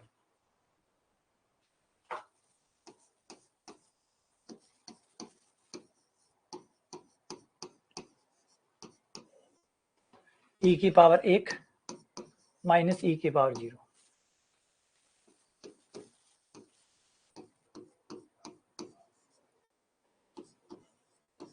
ई माइनस 1, ये पहला समाकलन पूरा हो गया। अब अगला करना है आपको y के सापेक्ष।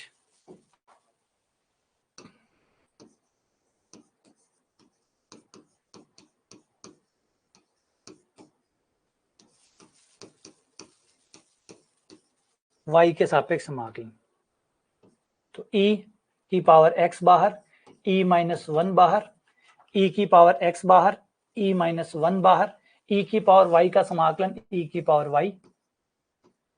y की लिमिट 0 से लेकर 1 तक।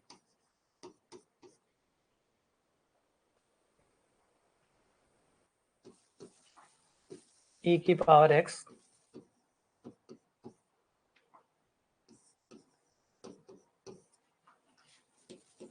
e की पावर x e माइनस 1 का स्क्वायर।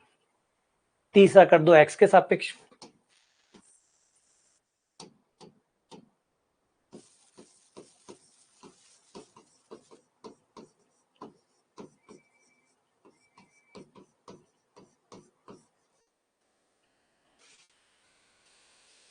e माइनस 1 बाहर, e माइनस 1 का स्क्वायर बाहर, e की पावर x का समाकलन e की पावर x 0 से लेकर 1 तक।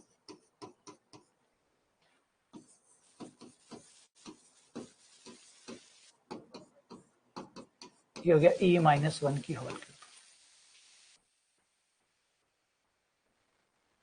ये आंसर आ गया। और अभी जस्ट जो अभी पेपर हुआ ना जून में, उसमें भी ऐसा ही सवाल आया था, सेम ही सवाल आया था, बस थोड़ा सा ई को लोग आया था उसमें लोग था और लिमिट शायद 1 से लेकर ई तक थी, ऐसे था, ई तक थी या 1/ई तक थी, ऐसा कुछ था, शायद ई तक थी,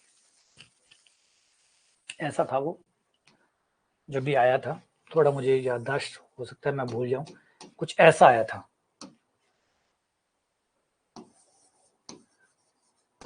वो था 1, 2, 3 और log x into log y log z dx dy dz,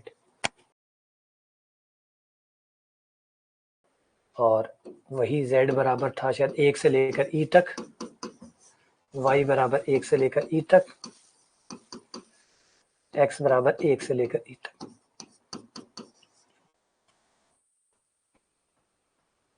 बस ये था कि अब आप बाकायदा 3 बार समाकलन कर लो, एक बार z के साथ कर लो, फिर y के साथ कर लो, फिर x के साथ कर लो। और अच्छी बात यह है कि समाकलन सारे एक जैसे आएंगे, समाकलन सारे एक जैसे आएंगे और वो 3 बार आ जाएंगे बस, क्योंकि सब वही है, देखो वही log x है, log y है, log z है, यानी एक ही समाकलन 3 बार रिपीट होगा। एक समाकलन अब आप चाहे y के साथ करो, चाहे z के साथ करो, चाहे x के साथ करो, है तो सेम ही ना, तो सेम है तो बस वो चलता रहेगा। वही जो log z के साथ आएगा वही log y के साथ आएगा, वही log x के साथ आएगा, यानी एक समाकलन को 3 बार गुणा कर दो वो उत्तर आएगा। तो इसमें से एक समाकलन करें, log z वाला कर ले, log x का समाकलन कर लो और उसको फिर 3 बार रिपीट कर देना, 3 बार गुणा कर देना। और log x का समाकलन, log का समाकलन होता है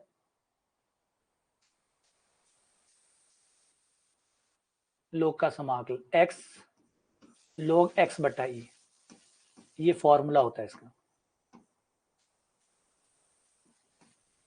तो ये हो गया 1 से लेकर ई तक। पहले ई रखोगे, ई रखते ही आ गया x, ई रखते ही ई से ई कट गया, 1 आ गया, log 1 का मान 0 हो गया, माइनस 1 रखने पर ये 1 हो गया, ये log 1 अपॉन ई हो गया, ई को ऊपर ले आओ, ई की पावर -1 हो जाएगा,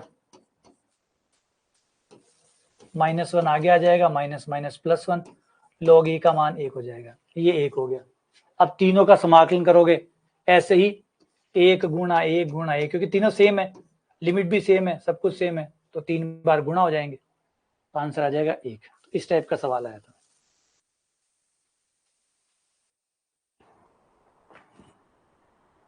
एक ही समाकलन को 3 बार रिपीट करना, ये अभी आया हुआ है रिसेंटली। ठीक है, चलो आगे बढ़ते हैं, आगे आते हैं जिसपे मेन सवाल पहले पुराने में जो पूछा गया है वो है डिरिचलेट इंटीग्रेशन। ये सबसे खासम खास है इसके ऊपर, जिसके ऊपर जितनी बार भी सवाल पूछा गया उसमें से आधी बार इसी टॉपिक पे सवाल पूछा गया। डिरिचलेट का इंटीग्रेशन, डिरिचलेट का इंटीग्रेशन क्या है?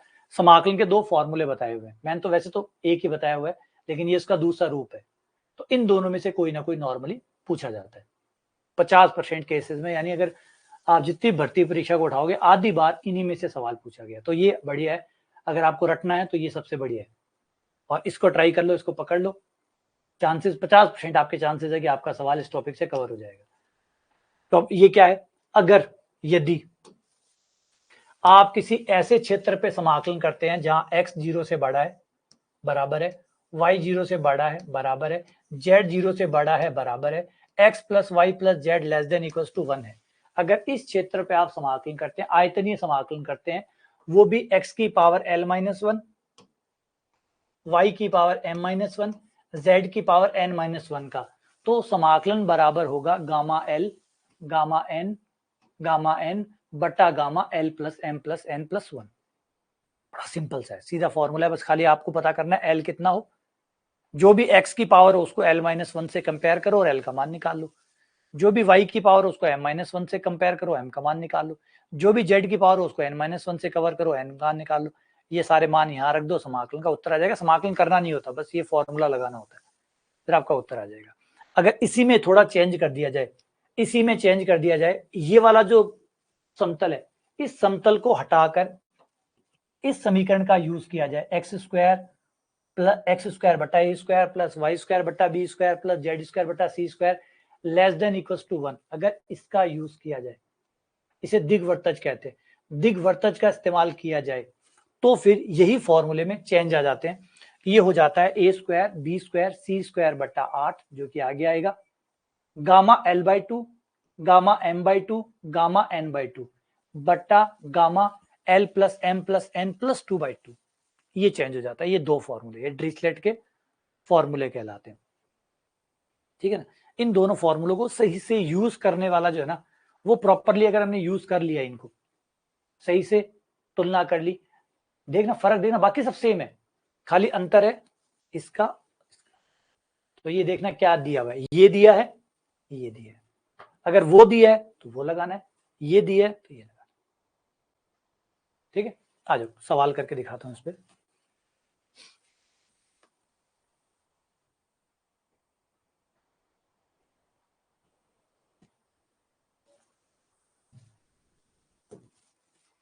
इसे देखो, ये रहा आपका,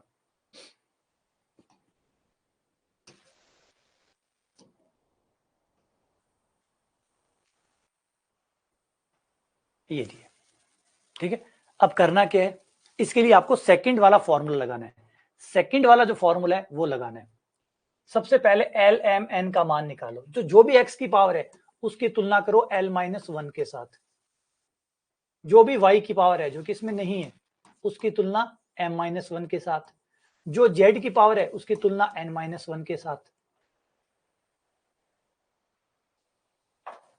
इससे आपको l का मान मिल जाएगा, m का मान मिल जाएगा और n का मान मिल जाएगा। ये एल एम एन आ गए, एल एम एन आने के बाद में हमारा फॉर्मूला लगेगा, जो कि है ए स्क्वायर बी स्क्वायर सी स्क्वायर बट्टा 8, ये तो रहेगा ही रहेगा, gamma l/2 gamma m/2 gamma n/2 बटा गामा l/2, अलग अलग करके लिखो तो l/2 m/2 n/2 प्लस 1, लघुत्तम लेके लिखो तो 2 आ जाएगा, बट्टे में 2 आ जाएगा। ये अब इसमें मान रख दो, आपका आंसर आ गया, ए स्क्वायर बी स्क्वायर सी स्क्वायर बटा 8 गामा, L का मान 3 है, 3/2 हो गया, M का मान 1 है, 1/2 हो गया, N का मान 1 है, 1/2 हो गया, बटा 3/2 plus 1/2 plus 1/2 plus 1, A square B square C square बटा 8 गामा 3/2 का मान होता है 1/2 इंटू रूट पाई, गामा 1/2 का मान अंडर रूट पाई, गामा 1/2 का मान अंडर रूट पाई बटा, ये हो गया आपका 1 और 1 2, 2 और लघुत्तम ले लूं तो 3 4 5 2 7, 7/2, 7/2 को सॉल्व करेंगे तो 5/2 गुणा 3/2 गुणा 1/2 और गामा 1/2 यानी रूट पाई, 1 रूट पाई से रूट पाई कट जाएगा, 1/2 से 1/2 कट जाएगा, 2 से 4 कट के 2 आ गया और ये ऊपर आ जाएगा पाई A square B square C square बट्टा 15 15 दूनी 30, पाई A square B square C square बट्टा 30, इनमें से कोई नहीं है।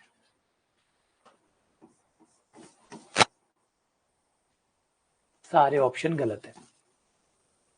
ये है फॉर्मूले का यूज करना। लेकिन याद रखिएगा दो फॉर्मूले हैं। हाँ ये बात भी सही है, वो सही कह रहे हैं। ये सवाल क्या होता है, ये सवाल जब आता है ना तो संस्था जो पेपर बनाती है उससे भी गलती होती है, क्योंकि किताबों में भी गलत है। ये सवाल अभी हाल फिलहाल में 2022 के पेपर में आया था, 2022 के पेपर में राजस्थान में सेकंड ग्रेड में 2022 में आया था, डिलीट हुआ था। डिलीट होने का कारण क्या होता है कि ये वाली कंडीशन के साथ ये वाली कंडीशन ये लिखना भूल जाते हैं और फिर वो सवाल डिलीट हो जाते हैं। वो क्या करते हैं, ये तो लिख देते हैं, ये लिखना भूल जाते हैं, और जैसे ही ये लिखना भूलते हैं इतने में सवाल गलत हो जाता है, क्योंकि फिर अर्थ का अनर्थ हो जाता है, क्योंकि गणित है भाई, है ना, जगह नहीं छोड़ती, हर कोमा का फर्क पड़ता है। ये वाली कंडीशन लिखनी भूल जाते हैं और इसकी वजह से अर्थ का अनर्थ हो जाता है। जैसे अभी ये सवाल है, ये सवाल अगर पेपर में आता तो ये डिलीट होता, क्योंकि इस सवाल में ये कंडीशन नहीं डाली है। देख लो, इस सवाल में ये कंडीशन नहीं डाली है। यहाँ पे ये कंडीशन डलनी थी कि एक्स वाई जेड ऋणात्मक है, मतलब नेगेटिव नहीं है, नॉन नेगेटिव है। अब इतनी सी लाइन न लिखने की वजह से सवाल बिगड़ जाता है और फिर वो लास्ट में डिलीट करना पड़ता है। ठीक है, क्लियर है, ये बात का ध्यान रखना है। ठीक है ना, वो तो हमें क्या ध्यान रखता है, वो पेपर बनाने वाले ध्यान रखेंगे, हमारे तो है ही क्या। अगर वो ये बात नहीं लिखेंगे तो 2022 में भी यही सवाल आया था, डिलीट हुआ था। डिलीट होने का कारण यही था कि भाई वो एक्स वाई जेड ऋणात्मक है, ऋणात्मक है, नॉन नेगेटिव है, ये बोलना भूल गया था, इतने में वो गलत हो गया। ठीक है ना,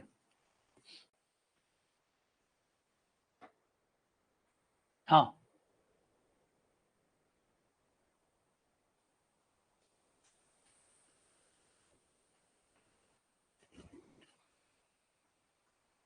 तो ये जो है ना, यहां से ये जो x की पावर है इसको l-1 कहते हैं, इसको l-1 कहते हैं। जो x की पावर होती है उसको l-1 कहते हैं, y की पावर को m-1 कहते हैं, z की पावर को n-1 कहते हैं। x की पावर को l-1, y की पावर को m-1 और z की पावर को n-1। तो ये ऐसे लिखा जाएगा, x की पावर 2, y की कोई पावर नहीं है तो वो 0 होगी, z की पावर 0। ये आपका l-1 हो गया, ये आपका m-1 हो गया, ये आपका n-1 हो गया।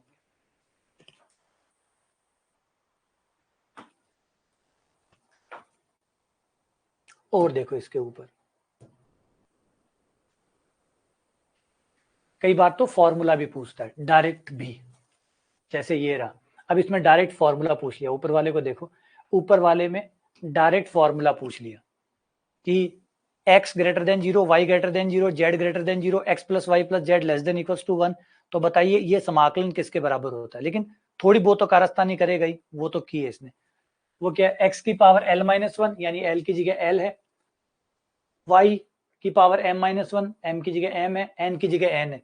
तो आपका आंसर क्या था इसके लिए, हमारा आंसर होता है gamma l, gamma m gamma n बटा gamma l plus m plus n plus 1 होता है।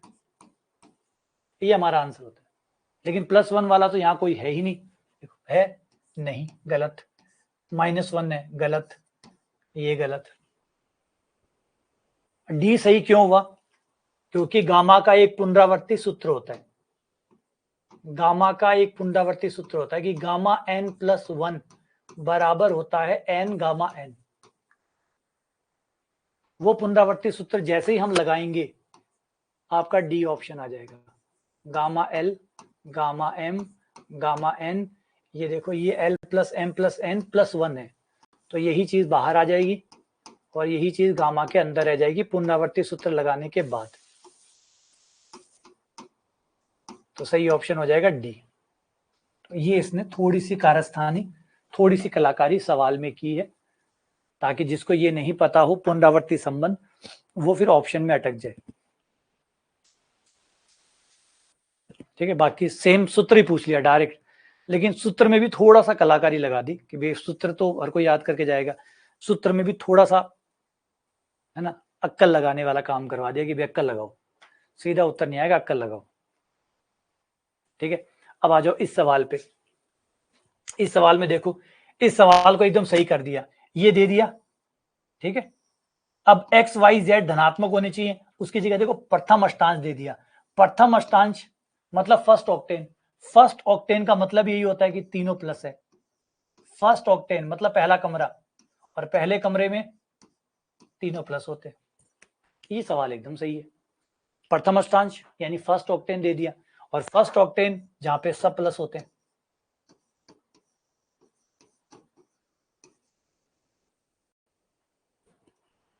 अब यहां पे अपना फॉर्मूला यूज करो, एल का मान निकालो, एम का मान निकालो, एन का मान निकालो।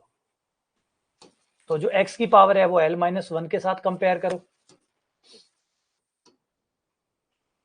जो x की पावर है उसे l माइनस 1 के साथ कंपेयर करो।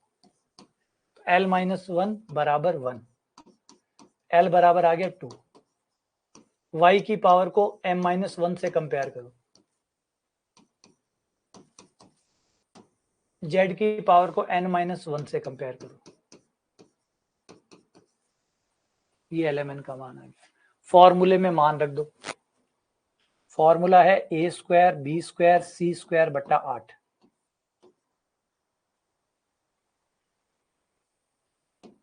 Gamma l/2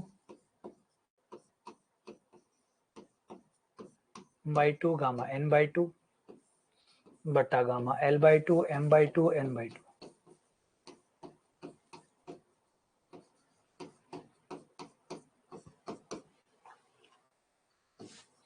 a square b square c square बट्टा 8,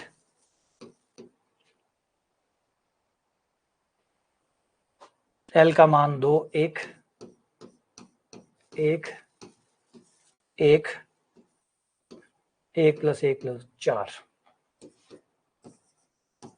a square b square c square बट्टा 8, गामा 1 का मान 1 1 1, गामा 4 का मान 3 गुणा 2 गुणा 1, ये हो गया 48।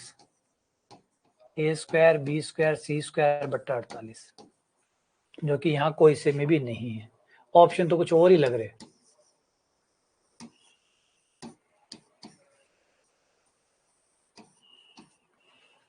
ये आपका आंसर आ गया। तो इस फॉर्मूले पे पकड़ कर लो, ये परफेक्ट फॉर्मूला है इन सवालों के लिए, और ऐसे सवाल पूछे जाते हैं। जैसे मैंने कहा 50% चांसेस इसी सवाल के आने का है, क्योंकि एक तो नाम है, डिरिचलेट का नाम आ रहा है ना, और जब गणितज्ञ का नाम जुड़ जाता है इसका मतलब फॉर्मूला इंपॉर्टेंट है। तो एक तो वो कारण हो गया, दूसरा इसमें ये सबसे आसान भी पड़ता है, वरना अदरवाइज और कुछ पूछता है तो थोड़े लंबे भी चले जाते हैं, ये लंबा भी नहीं जाता, मान रखो उत्तर आ गया, बात करो। तो एमसीक्यू टाइप का सवाल आराम से बन सकता है। अब इसमें चलते हैं अगला, जिसको कहते हैं live wall extension. Live wall extension same सवाल है, सेम सब कुछ है, बस खाली एक चीज का अंतर है कि अगर मान लो फलन और आने लग जाए तो इन तीनों के अलावा x की पावर l-1, y की पावर m-1, z की पावर n-1, उसके अलावा अगर एक x plus y plus z का फलन आ जाए तो फिर डिरिचलेट फॉर्मूले का क्या होगा? तो डिरिचलेट फॉर्मूले का क्या होगा? तो बस लाइवॉल ने यही कहा कि हाँ इसका भी होगा। इसका ये होगा कि आपका जो सवाल है वो वैसे के वैसे चलेगा, थोड़े से अंतर के साथ। Gamma l gamma m gamma n बटा गामा एल प्लस एन होगा, और आपको x plus y plus z की जो लिमिट है u1 से लेकर u2 तक, u1 से लेकर u2 तक, वहां से लेकर वहां तक आपको समाकलन करना है। किसका? u की power l plus m plus n minus 1 का। और एफ यू जो आपका फलन हो उसमें u रख देना, जो आए एफ यू डी यू, उसका समाकलन कर देना, ये साथ आएगा। ये लाइवॉल एक्सटेंशन कहलाता है। चांसेस कम है इसके सवाल पूछे जाने के, लेकिन कोर्स में है, सिलेबस में, इसलिए बात कर रहा हूँ। तो gamma l gamma m gamma n बटा गामा एल प्लस एन और u1 से लेकर u2 तक, और u की पावर l प्लस एन जो आप वहां से निकालेंगे वो u की पावर पे डाल देने -1 करके, फिर आपका जो फलन है उसमें u रख देना है और दोनों को मिला के समाकलन कर देना है। कैसे काम करता है सवाल देखो, जैसे ये रहा, अब इसमें आपको लगाना है, तो x की पावर 0 होगी, x की पावर 0 होगी क्योंकि x इसमें नहीं है मतलब 0 पावर, y नहीं है मतलब 0 पावर, z नहीं है मतलब 0 पावर, और फिर log है, ये आपका फलन हो गया, log x plus y plus z,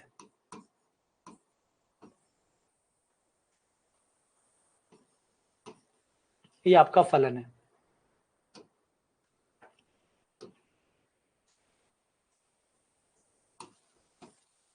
ये आपका f है। अब सबसे पहले एल एम एन का मान निकाल लो। l-1 बराबर 0, l बराबर 1, m-1 बराबर 0, m बराबर 1, n-1 बराबर 0, n बराबर 1। आपका आंसर होगा gamma l gamma m gamma n बटा gamma l plus m plus n, और फिर समाकलन u1 से लेकर u2 तक, u की power l plus m plus n minus 1 f u d you.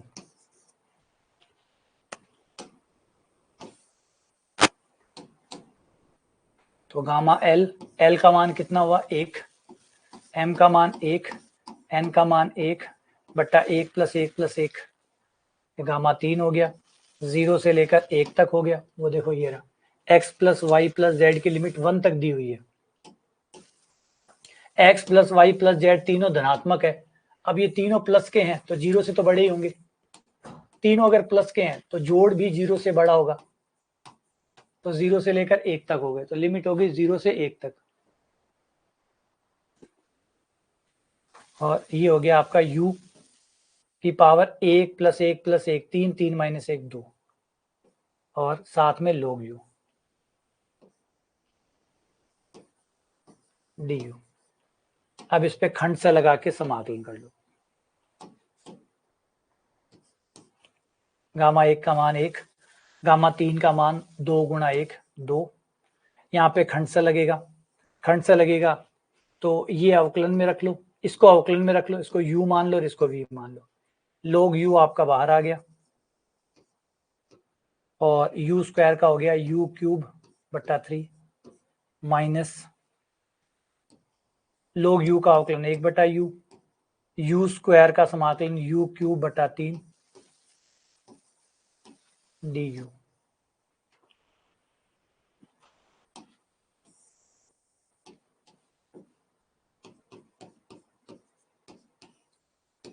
u cube log u बटा 3, लिमिट है 0 से लेकर 1 तक, ये कट गया 1 बटा 3, ये हो गया आपका u स्क्वायर जो कि u क्यूब बटा 3 हो गया 0 से लेकर 1 तक।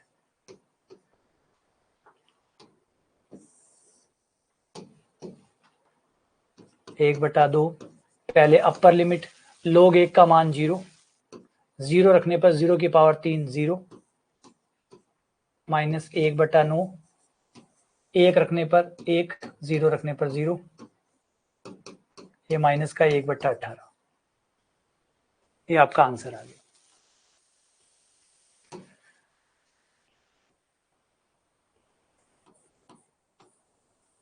ये आंसर आ गया। तो ये लाइवाल थ्योरम है, जटिल है, बिल्कुल जटिल है, लेकिन इतना कोई जटिल नहीं है, जितना कोई डराने वाली चीज नहीं है कि भाई आपको LMN का मान निकालना है, 1-2 सवाल प्रैक्टिस करोगे पता चल जाएगा। LMN का मान पता कर लो, LMN का मान पता करके समाकलन कर दो, इतना कोई मुश्किल, लंबा तो लगेगा ही, क्योंकि पहली बार देख रहे हो तो लंबा लगेगा, पहली बार देख रहे हो तो लंबा लगेगा, 1-2 सवाल करके देखो, फिर पता लगेगा कि लंबा है या नहीं है, क्योंकि देखने में तो है ना, पहली बार कोई चीज को देखते हो तो वो इतनी लगती है कि कितनी बड़ी हो गई है, लेकिन जैसे 2-3 बार निकालते हैं तब पता चलता है सही में साइज क्या है। तो 1-2 बार करके देखो, पता लग जाएगा।